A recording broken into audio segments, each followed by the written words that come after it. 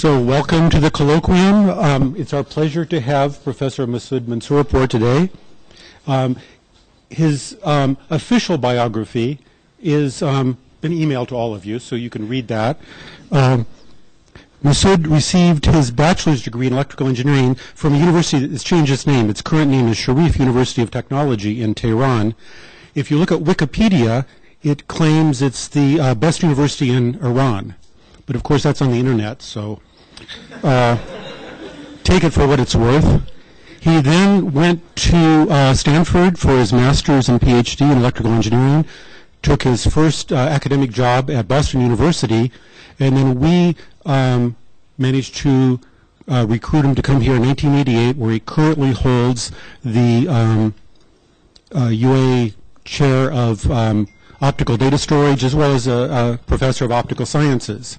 Now, I've heard Masud's talk recently on a trip to Qatar, and so I'm going to be sitting in the front row, and you shouldn't feel too sorry for me because I have a sleep mask and earplugs from an amenities kit.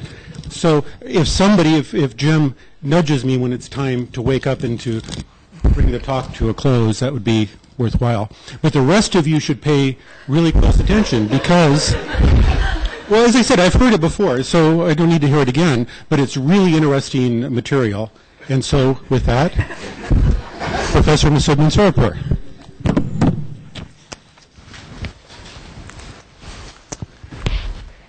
Thank you, Professor Falco, for the very nice introduction. And thank you for showing up for this colloquium. Now, this talk is about storing digital information in macromolecules. And as you can see on the screen here, the most famous macromolecule in the world, there is an art piece here. That's the double helix of DNA. But before we talk about data storage, I wanted to just say a few words about my good friend, Professor Falco. So we know that he is a great physicist. He works in the area of arts and optics. But very few people, perhaps no one other than me, knows that he has a secret life. He has published recently his autobiography, and that was the basis for the hit TV series Gangland Undercover. It's the gripping account for an ex-con who went undercover. That's him, ex-con. Who went undercover to help the ATF infiltrate 3 of America's most violent biker gangs. Now, he's also a biker. He has, 26 bikes in his garage at home. And here you see him standing behind one of his favorite ones, the red motorbike here. And here's the cover of his recently published book. My Infiltration of America's Deadliest Biker Gangs, Charles Falco. So in the back cover, you will read that Charles Falco has infiltrated 3 of America's deadliest biker gangs.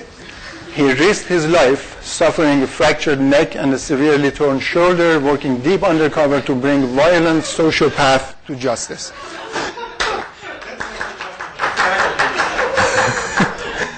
But that's our famous Professor Falco. It also says that he even served time in San Bernardino's murder unit and endured solitary confinement. This is all in the back of the book. I'm not making it up. To protect his cover, he spent time in the witness protection program, but then eventually left the program and volunteered his talents. Thank you for volunteering your talents. With that, let's talk about data storage. Well, many of you are familiar with communication, and in particular, optical communication. Now, there are many similarities between communication and storage. In data communication, we send information from here to there. We use either free space or cables, fiber optics, to transmit information. And these days, it's usually digital information, binary signals, and so forth. In data storage, we send the information from now to the future. We store the information, typically, again, binary information, digital zeros and ones, and then we take them out later whenever we need them. So the methods that we use in communication and in storage are very similar. We have error correction coding. Same type of error correction coding used in both communication and storage. We do modulation. We modulate our signals before we transmit them or before we store them. Signal-to-noise ratio limitations are very important in both cases. We have coherent versus incoherent signaling and detection. We have channel capacity, data rate. All these issues show up when you study either subject. In fact, my own graduate coursework was all in data communication.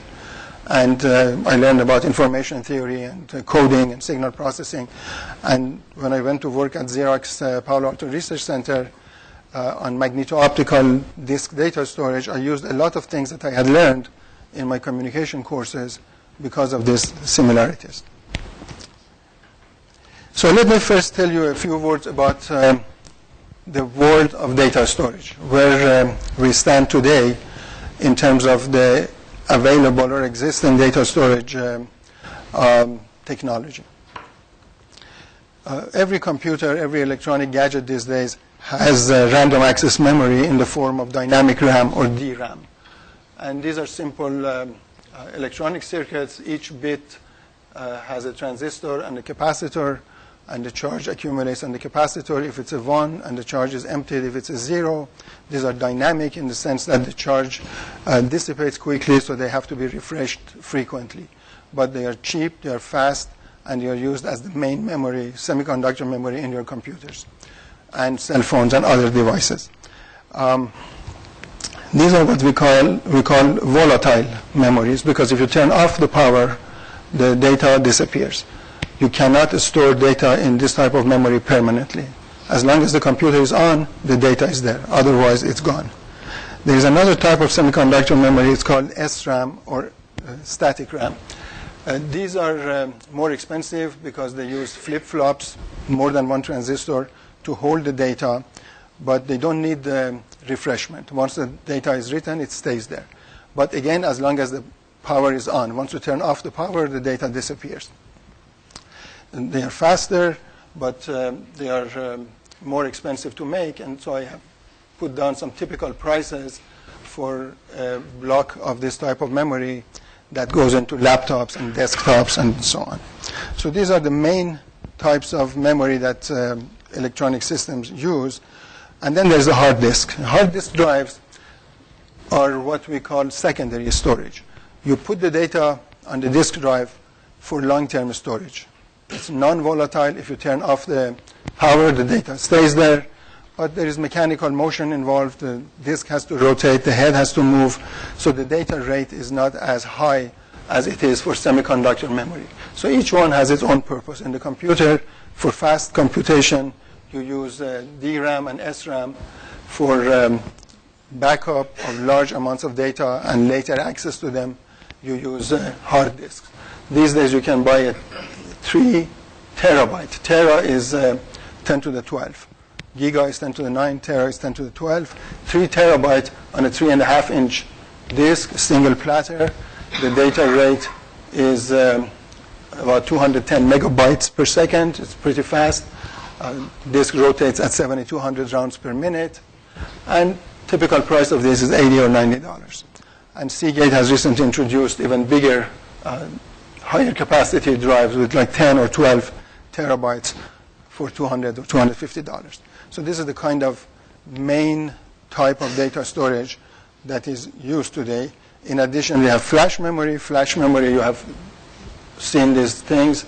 64 gigabyte flash drive costs only $8 these days. If you go to the most advanced type of flash, single element, you can get 256 gigabyte. The data rate is pretty good, and the prices are very reasonable. There's a difference between read and write speed. Usually you can read faster than you can write. You see that there's a difference in the read and write speed. But flash is becoming so good high capacity, high data rate, and inexpensive these days, that in many applications it's now replacing the hard drive. But all of them are still available, and they are used in different parts of the electronic storage systems. We have optical discs. There is CD, there's DVD, there's Blu-ray disc, and here's a Blu-ray disc, and if it's a single layer, it has 25 gigabyte capacity. Usually they make them with 2 layers. The laser can access one layer or the other, so we get 50 gigabyte on one disk. And the data rate, 1x, is when you play a movie at a regular rate. The regular rate for playing a movie is 36 megabits per second. But for data applications, they speed them up. Sometimes they go 2 times or 4 times, or in this case 12 times at the standard rate, and that would be 430 megabits per second. Here is the price of the drive, the writer, and the discs themselves are $1 or $2 a piece. A few years back, a company in Colorado introduced a holographic data storage. This is also an optical disc. Yes, that's your town. And optical disc, it had 300 gigabyte capacity, 20 megabyte per second data rate, but it was very expensive. Holographic discs are similar to the CDs and DVDs. This is a CD for those of you millennials who have not seen these things. 12 centimeter platter, 1.2 millimeter thick, and so the disc that they used had a similar dimension. They put 300 gigabytes on it, but in the case of holographic storage, you can store data in the entire thickness of the plastic substrate. CDs and DVDs and Blu-ray discs store data only on the surface. So the volumetric capacity of holographic storage is very high, but you can see that the price was formidable. $18,000 for the drive, $150 for the disk. There was no way that these things would compete with Seagate's hard drive or even flash memory. So the company went under, and we didn't hear from them again.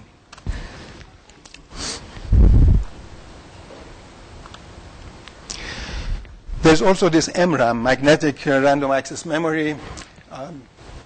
It's not very popular these days because still companies are developing magnetic random access memory, but it's a very promising technology. In principle, it can replace DRAM, SRAM, flash, hard disk. It has the potential to do all of those things in one integrated chip. Samsung and Everspin and a few other companies are working on them, developing them. Small samples are available commercially, but still they haven't reached the volume market that you see for flash or hard disk. But I think this is a technology to watch because it may be the next generation data storage technology. So now we have, in addition to this, we have magnetic tape. If you have a lot of data and you want to back it up, but you don't expect to have access to need that data frequently, then you put it on a magnetic tape.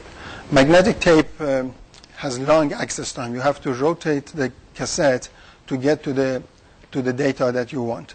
But then once you get there, you can read it very fast. So here is a typical HP tape drive.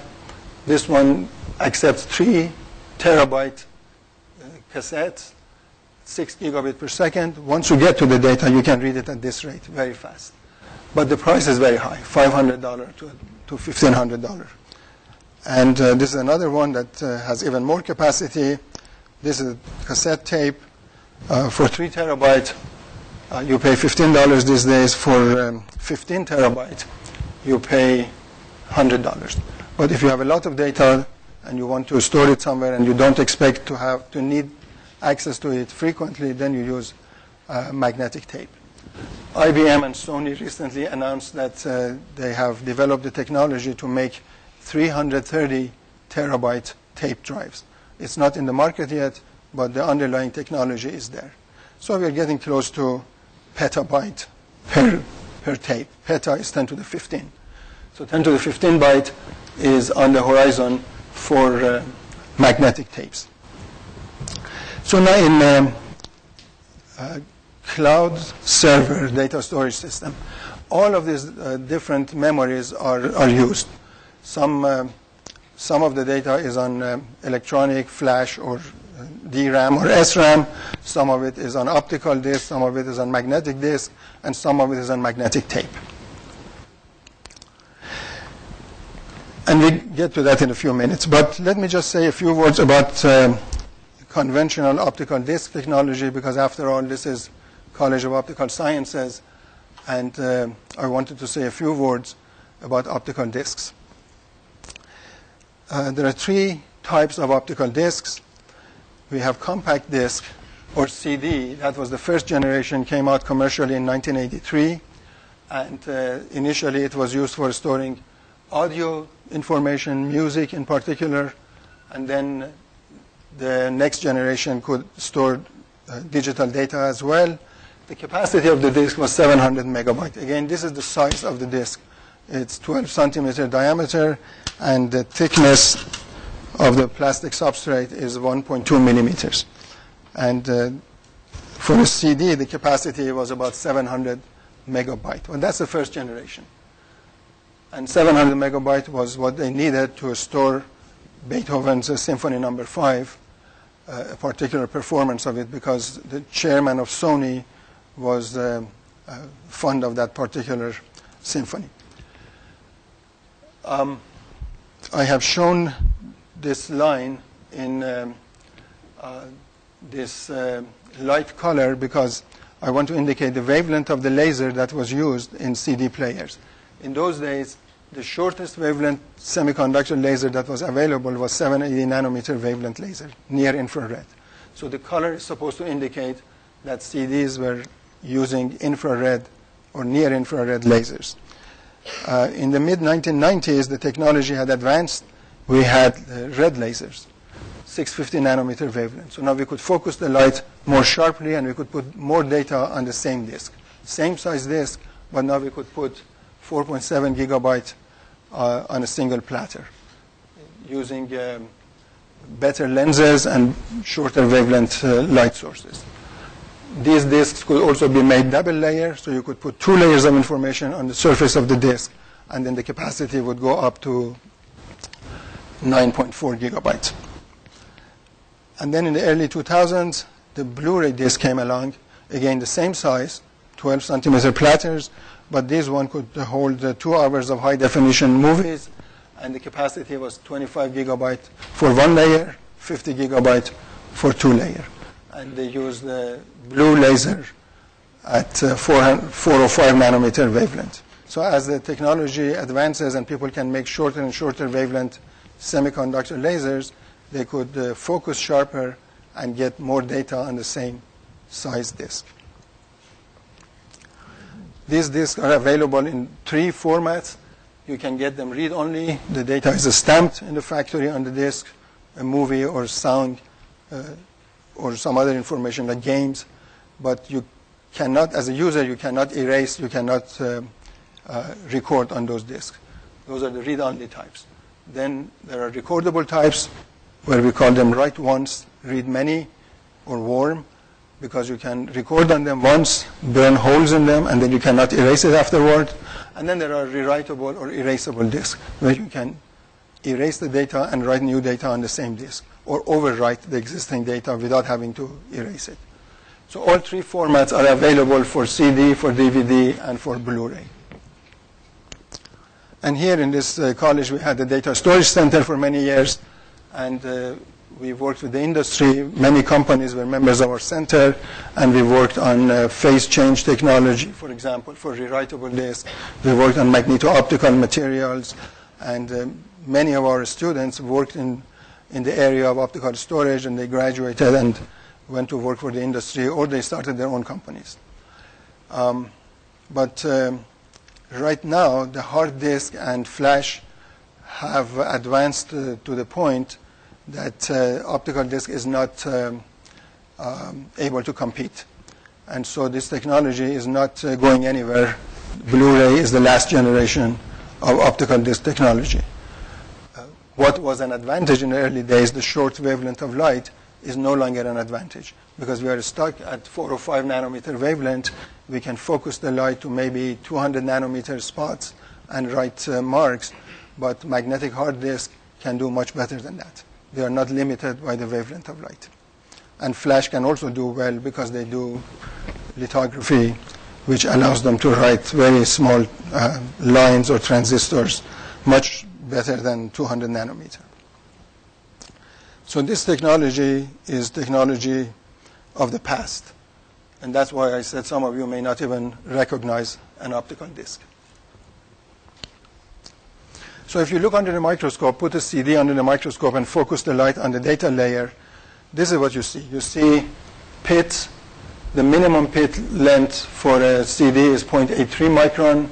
The track pitch, the distance between adjacent tracks, is 1.6 micron. These are standard. That gives us a 700 megabyte capacity. And as I said, we use a near-infrared laser to write, to read or write this kind of disk. And the wavelength was 780 nanometer. A few years later, when red lasers became available, we could use 650 nanometer laser. We could use lenses that had a larger numerical aperture. So now we could focus to a smaller diffraction limited spots. And now we could reduce the minimum pit size. We went to 0.4 micron for DVD. The track pitch reduced to 0.74. And now we increased the capacity to 4.7 gigabytes. So it's essentially the same thing, the same substrate, the same format for pits, zeros and ones, except that everything is smaller, because now we have better lenses and shorter wavelength lasers. And of course, we also have better signal processing capability, so we can extract more out of the same signal-to-noise ratio that's available. So in a CD player, you have a lens. The light from a laser comes in, gets focused to diffraction limit. The lens has to be free from aberrations. And the light is always focused through the substrate. This pinkish color layer is a plastic substrate, 1.2 millimeter thick. At the bottom of it, these pits are stamped. There are pits, and then the space between pits is called land. So the laser is focused through the substrate onto the pits and lands. And as the disk rotates, the light gets reflected. There is a scattering or diffraction from the pits, and then there's a photodetector in the return path that picks up the modulated optical signal and extracts the sequence of zeros and ones. And error correction code and modulation code, they're all used to ensure the safety of data. And you see that the data is stored only at the bottom of the substrate. There's nothing on the top. You may put 2 or 3 or 4 layers with, say, 25 micron spacers at the bottom of the disk, but not more than that. It would be hard to access all these layers without reducing the signal-to-noise ratio. But you also notice that we are focusing through the substrate onto the bottom layer. That's because at the top, you always have fingerprints and dirt and scratches, and the cone of light is so sharp that the bright area on the surface is much bigger than the focused spot. The focused spot here may be about 1 wavelength or half a wavelength, say half a micron. But the diameter of the bright spot here is as large as 750 micron. So the scratch and dirt and fingerprint is out of focus.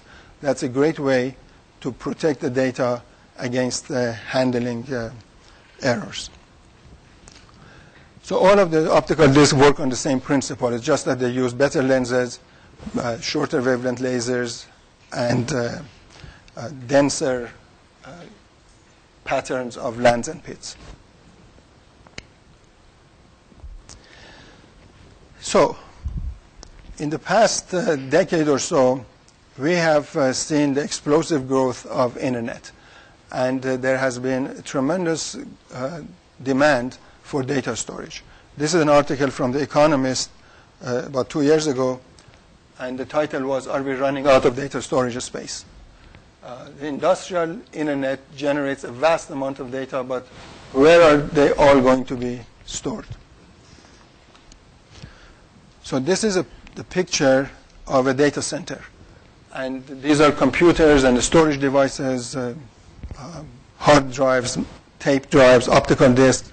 And you can see there's a long aisle along which these data storage devices and computers are placed. And the cloud here is not meant to indicate that this is somewhere up in the sky. It's meant that this is cloud computing or cloud storage. So when you put your information in the cloud, you actually put them in a building somewhere, let's say in Seattle, not in the cloud. So the cloud is symbolic. You did not hear that part before. Yes.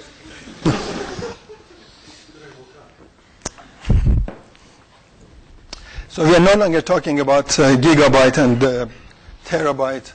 We're talking about zettabyte. A zettabyte is 10 to the 21 bytes. And according to this study, in the year 2013, the data that was created up to that point was 4.4 zettabytes. Okay, trillion gigabyte means 10 to the 21. And then the internet is destined to boost that total to 44 zettabytes by 2020. So in 7 years, they expect the volume of data that needs to be stored to go up tenfold. And so you can imagine when people go on YouTube and start uploading video, or all the information that spy satellites are generating, they all need to be stored somewhere. The Wall Street, the stock market data, the weather information, all of these need to be stored somewhere. And nobody wants to get rid of data, so you always have to create more and more storage. And these things are becoming expensive and difficult to operate. In the last year that for which information is available, the data centers consumed about 70 billion kilowatt hours of electricity. And that represents 2% of the United States' total electrical energy consumption. 2% of all the electric power generated in the US is used for these data centers. And that's just going to go up. Again, you see the picture of one of the aisles in a data center. And from the outside, this is what the data center looks like. This is LinkedIn's Oregon data center. You can see the automobiles that are parked over here. So this is the size of the data center. And inside this building, there are lots and lots of disk drives and tape drives and flash memory and all kinds of things.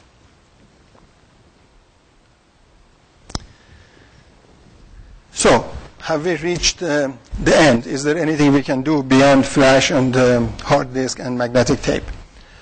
So this is Richard Feynman. In 1959, when I was 4 years old, he gave an after-dinner speech at the American Physical Society, and the title of his talk was Plenty of Room at the Bottom. There is plenty of room at the bottom. It's a wonderful talk, and I urge you to go on the internet and find it and read it.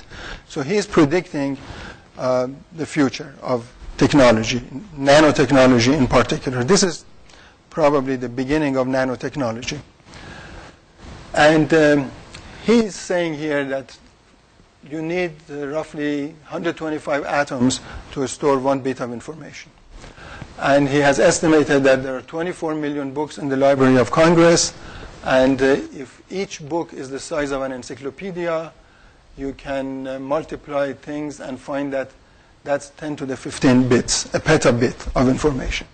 And then he says if you put each bit in a cube of atoms, 125 or 5 by 5 by 5 cube of atoms, he says that all of the information that man has carefully accumulated in all the books in the world can be written in this form in a cube of material 1/200th of an inch wide, which is the barest piece of dust that can be made out by the eye. So there's plenty of room at the bottom. Don't tell me about microfilm. So microfilm was the best technology that they had at that time. So 1/200th of an inch is about 100 micron. So you have a particle that's 100 micron in diameter. The human hair is about 100 micron in diameter. So that's the size of this particle. And that particle can store all the books that were in the Library of Congress at the time. So of course now we have a lot more data. Now we are talking about zettabytes rather than petabits. But you get the point.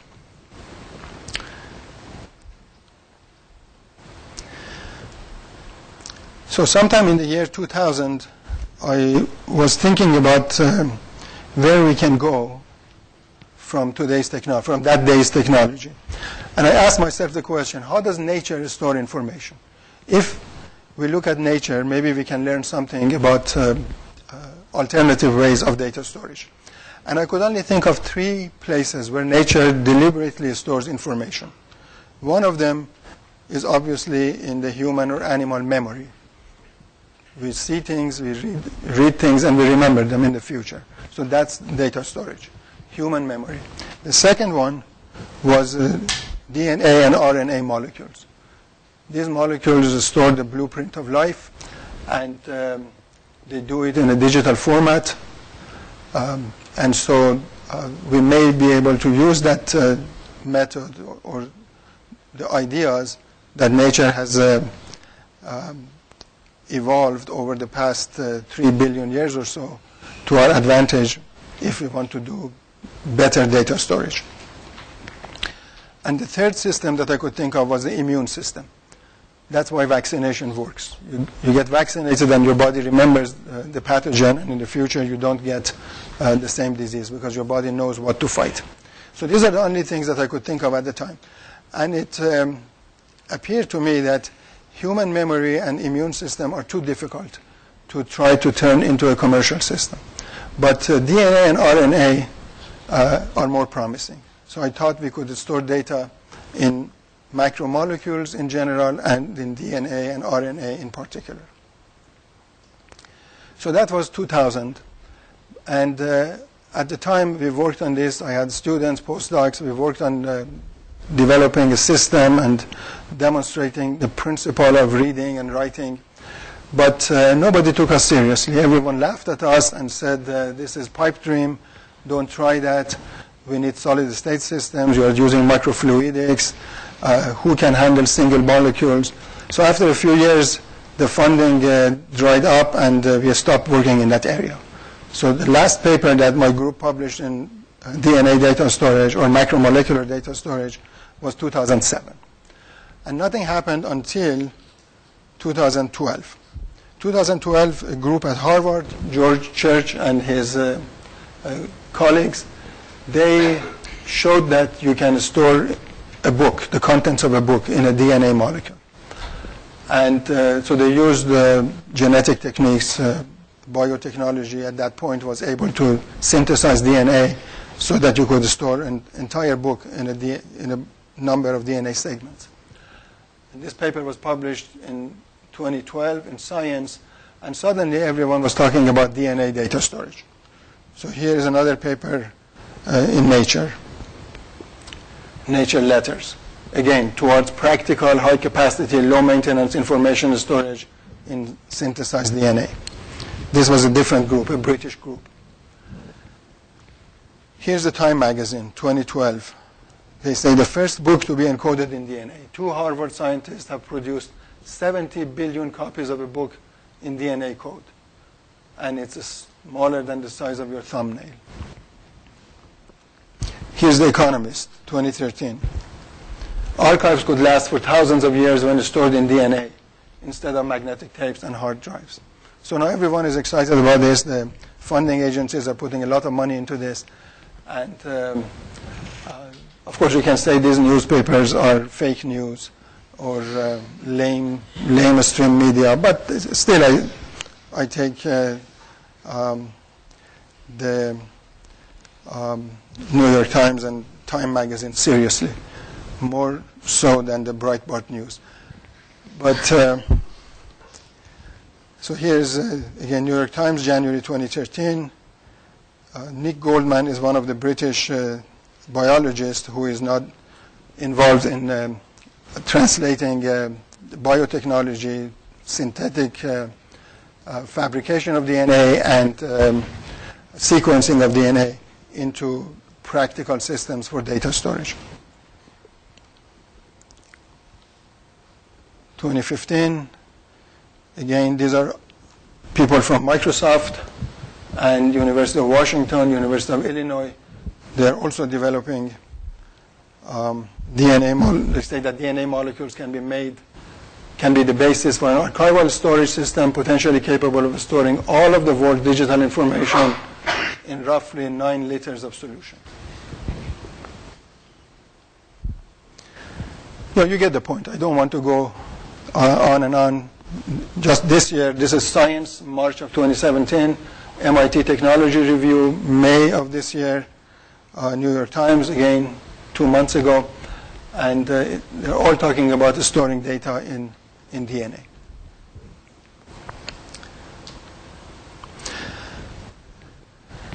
Now, again, I don't want to quibble about priority. I just wanted to show you that in 2001, I gave this keynote address at the data storage conference. And I don't know why it doesn't come up. I guess New York Times has stolen it.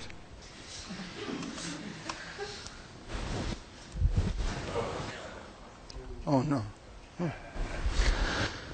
Okay, so this was the abstract of my talk at the Santa Fe conference. This is April of 2001. And in the abstract, I said that the sophisticated tools and techniques employed by nature for purposeful storage of information stand in a stark contrast to the primitive and relatively inefficient means used by man. We describe some impressive features of biological data storage and speculate on approaches to research and development that could benefit the storage industry in the coming decades. So this was supposed to be the beginning of the 21st century, the technology for the coming century. And in the following years, as I mentioned earlier, we published several papers. Our last paper was 2007. This is a review paper that I wrote in 2014. But we showed a practical system that could store macromolecules, could decode the DNA sequences, and there was a way that one could create a practical data storage system that could compete with magnetic tape or hard disk drives. Not with flash memory, not with DRAM or SRAM, but with secondary data storage systems like hard disk and magnetic tape. So if you look at a magnetic hard disk or an optical disk, you see a spiral track. The spiral track is where all the zeros and ones are recorded. But you don't record one bit at a time. You record one sector at a time. So a segment of this track, this is spiral track, is called a sector. I have marked the sectors here. Each one of these, of course, this is an exaggeration. They're short. They're a few millimeters at best, at most. But each sector contains 2 kilobyte or 4 kilobyte or 8 kilobyte of data. So everything is recorded in blocks. And there are problems with this kind of data storage. If we could take these blocks and take them out, so suppose that you could somehow take this block of data and give it an identity, make it independent of the disk, then you would have many advantages. For one thing, you will not be limited to the surface of the disk. You can do 3-dimensional storage rather than 2-dimensional. For another thing, you did not need to just have one head accessing the entire disk. You could have the head sit somewhere and the data move to the head.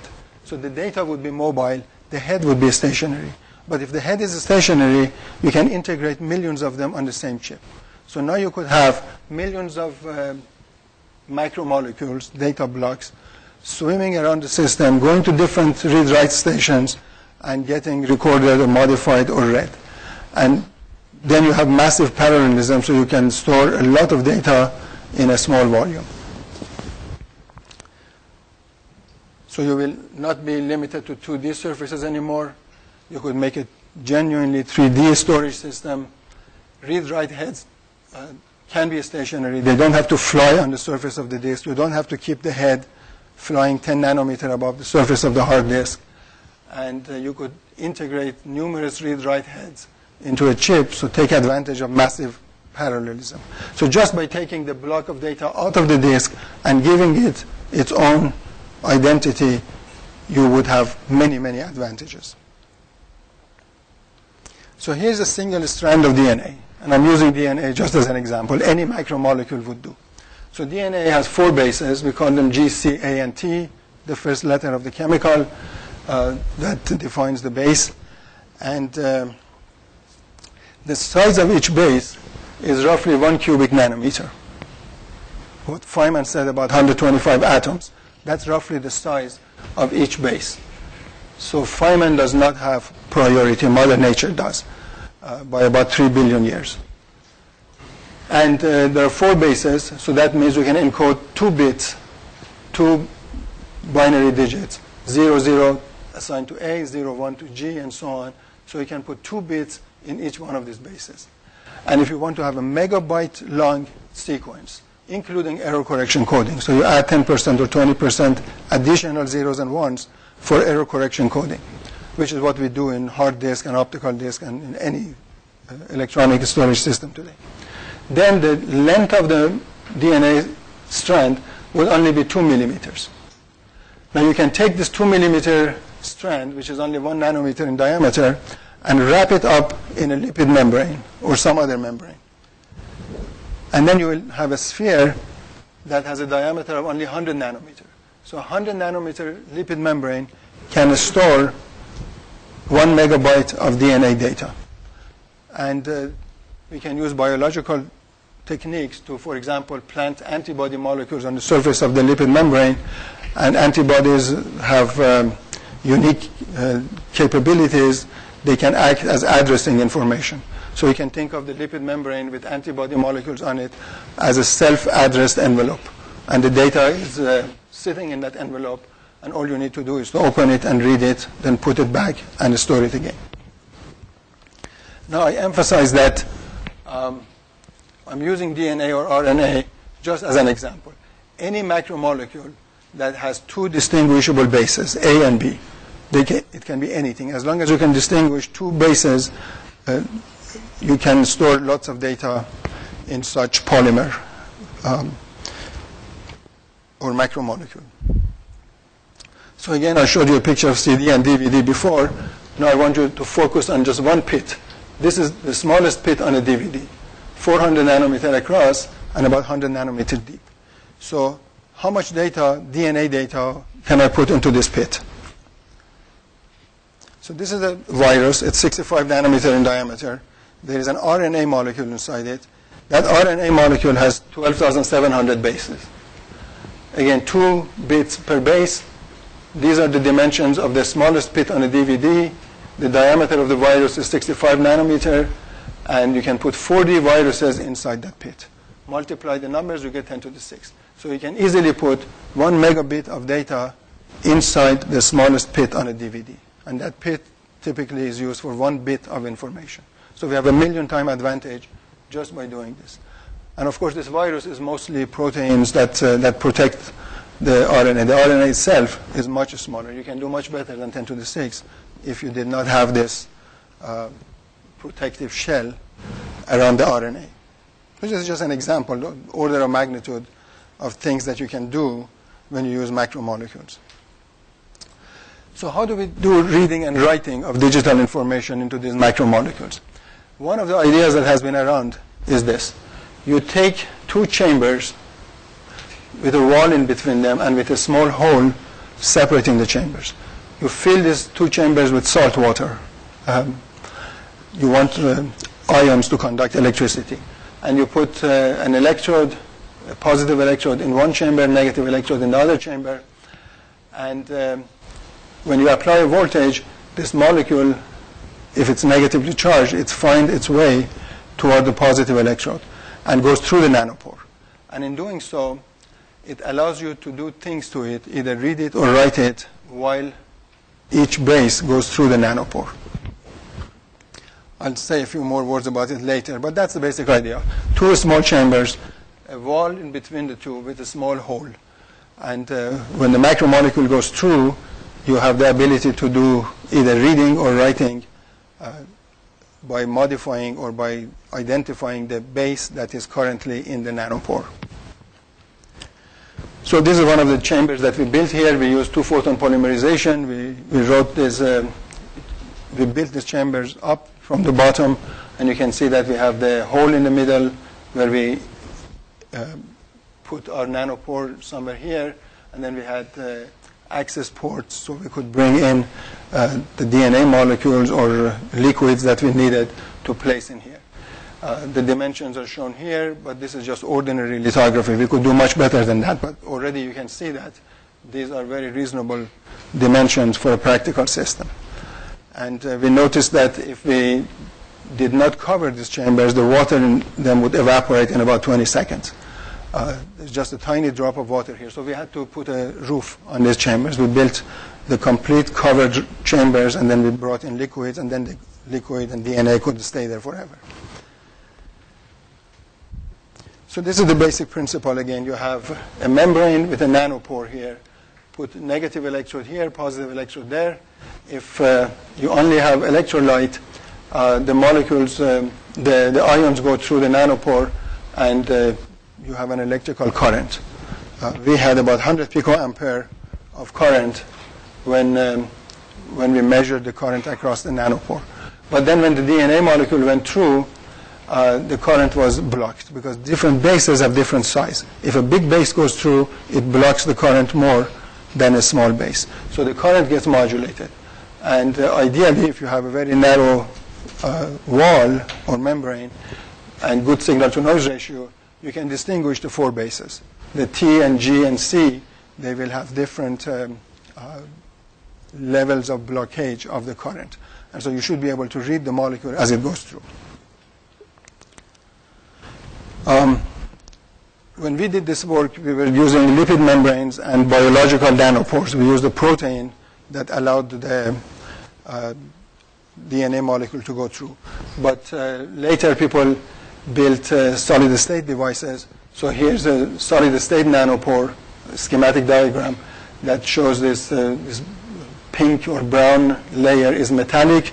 So by using a voltage and current, you could drag the macromolecule through, apply the right sequence of voltage, stop it, modify it, or read it, and then move it to the next base. So it's possible to do this electronically at fairly high data rates. IBM, around 2009, 2010, invented the DNA transistor. They had these two chambers. You see the nanopore is here. It's all solid state. Insulator, metal. They applied voltage, and they could bring DNA through, stop it one base at a time, and monitor the changes in the current. The same thing here, but now you have a better view of the metal electrodes in the nanopore. The DNA strand is going through, and these three metal electrodes could manipulate it, stop and start the motion, and also monitor the current for each base before moving to the next base. And you can imagine that some such device can be used to also record information, not on DNA, but on other macromolecules. You can have a macromolecule made up of some material that allows you to modify each base by applying a voltage or current. And then you can write data into the macromolecule and then read it using the same device.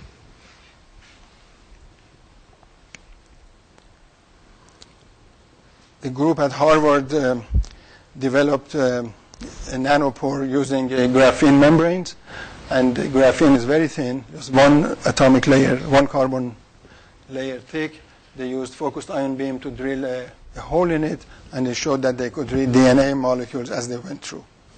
This paper, again from the Harvard group, was published in Nature in 2010. So again, the technology advanced in the early years of this century to the point that the solid-state devices could be made and macromolecules could be handled electronically and at reasonable speed. Cover of Physics Today, 2 years ago, again, nanopores. They describe both biological nanopores and solid-state nanopores in this cover story. So what we are suggesting, or we suggested in those days, early 2000s, was a three-dimensional system. We were thinking about a multi-layer system. Each layer was about 10 micron in thickness.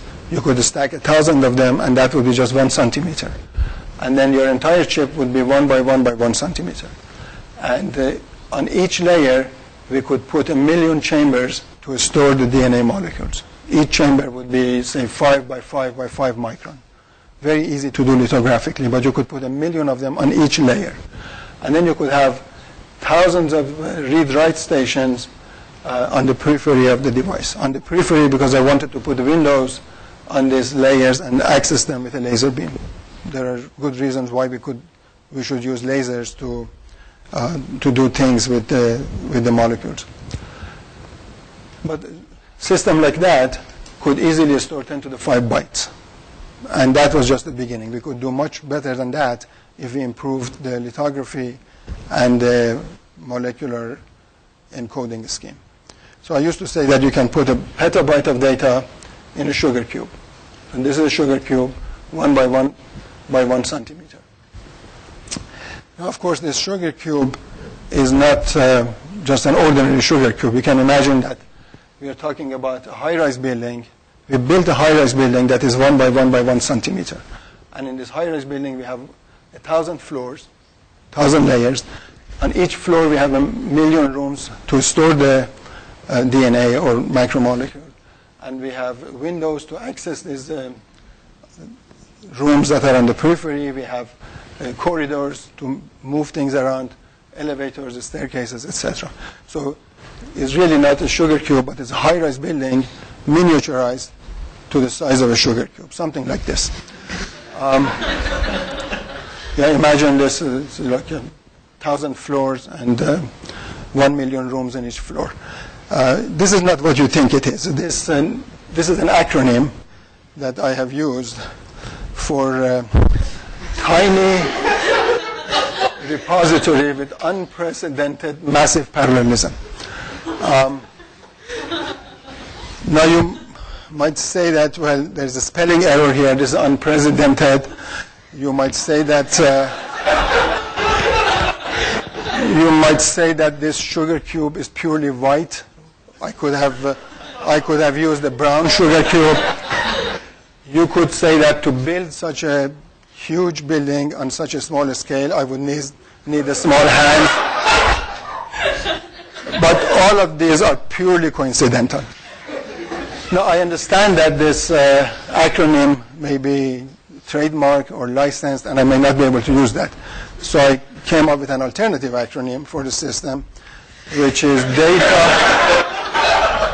Data Recorder with Universal Macromolecular Processing Facility. John Oliver would love that.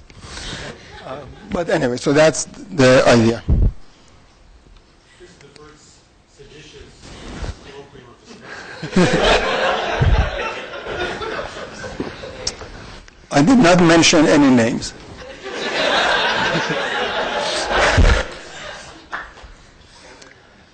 So in addition to just putting DNA macromolecules, as I mentioned earlier, you can wrap them in membranes.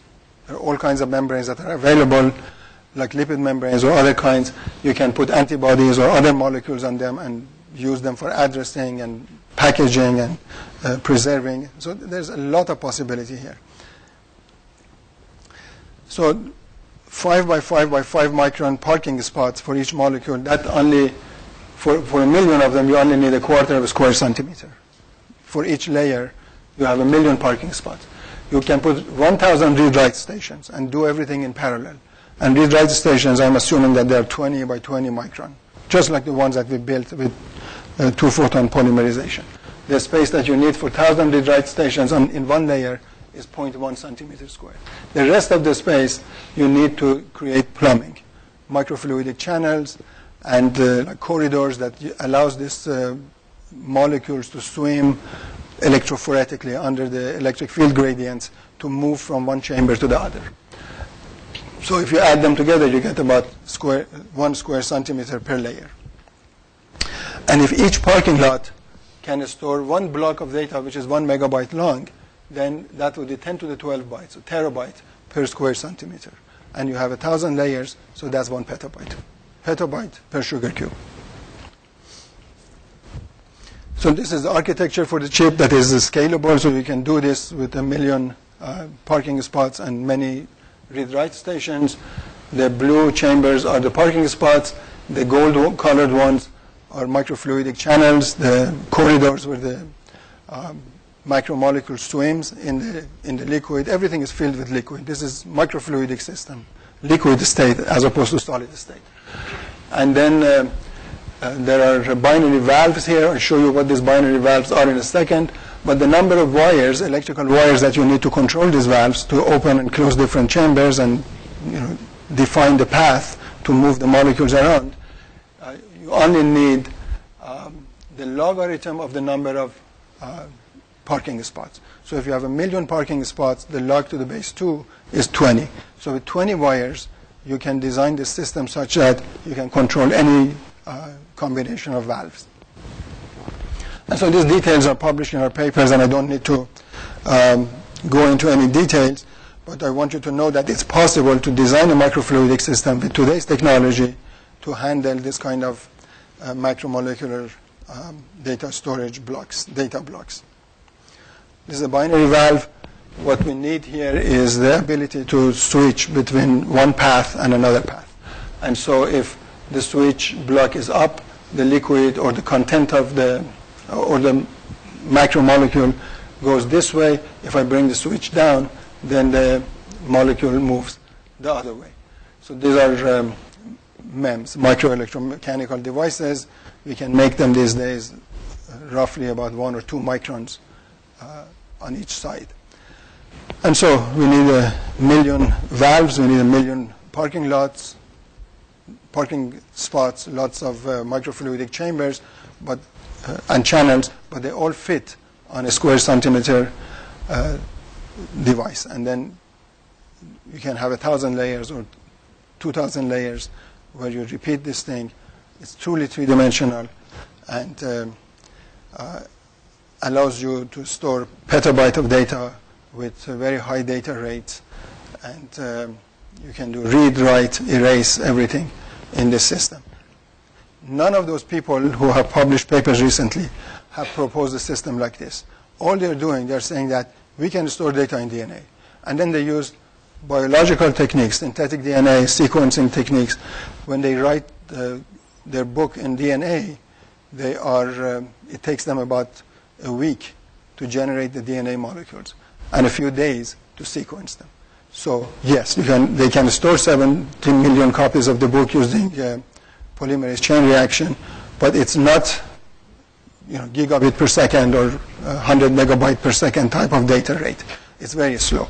What we proposed here in the early 2000s was a practical system that could actually compete with, if not with hard disk drives, at least with magnetic tape drives.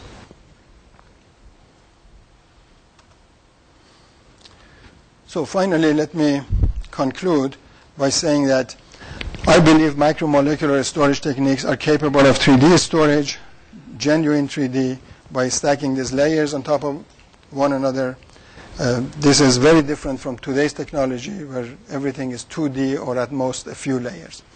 The storage densities start at petabyte per cubic centimeter in a system like the one I showed. But there is potential for growth by at least 5 orders of magnitude. Just by doing better lithography and better processing, higher signal to noise, we can go 5 orders of magnitude beyond this. We can use existing biochemical techniques, adapt them, extend them to perform read-write operations in an integrated environment. And finally, device fabrication entails micro and nano fabrication, microfluidics, optoelectronic manipulation of small objects, for example, using optical tweezers. I mentioned lasers can be used to manipulate these things, so optical tweezers can be used. We can use the optical angular momentum to make small motors inside these chambers. There's a lot of possibility. And so these are all the buzzwords that you should use if you want to go to a government agency and get funding. not speaking of the high-rise building. And so let me stop here. Thank you for your attention. And if you have any questions, I'll be happy to try to answer.